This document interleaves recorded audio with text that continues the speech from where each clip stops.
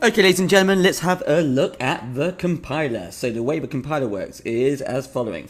The compiler program will get the source code file, just like the interpreter, but it does not need any data files. No. So that's the first difference. Now you might be thinking, and so what? Fair point. Bear with me. That's step one. Step two, the compiler program will then begin to execute. It will then look at the first line of code at step 3. Step 4, that first line of code is then analyzed. So step 3, it will read the line of code. Step 4, it will analyze it. Step 5, if an error is found, it will get recorded. Imagine you've got like a notepad and you're just taking down notes.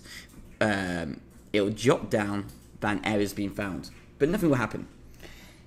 If no error, what will happen is this code will turn into, yet again, an intermediate code. Then what happens is the next line of code is read, analyzed. If an error, it'll get jotted down. If there's no error, it'll turn into intermediate code. Now, let's imagine that we're running this now. Line 1 will run. Line 2, what will happen is it will get jotted down, it will get logged that there's an error. Now, when all the lines of code have been read and analysed,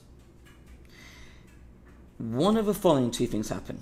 If there's an error, on your screen, it will display there is an error. So let's run this. And that happens. It will say an error and it won't run any further than that.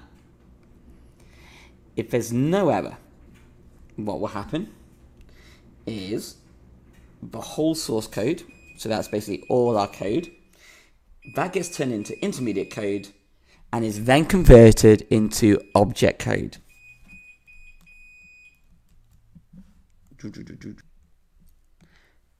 So ladies and gentlemen, once there are no errors left, what will happen next is one of two things. Number one, what will happen is that a executable file, well, it can execute the program right then and there. So the compiler can actually execute the program, only if there's no errors. And it's a compiler program which can do that.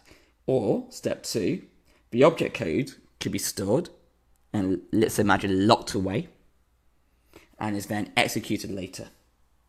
And it actually then won't need the help of a compiler.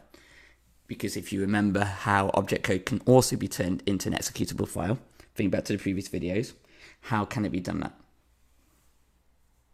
So just to recap, ladies and gentlemen, if there are no errors, and only if there are no errors, the compiler can execute the program right then and there, only if the data is available though, and I need to say that.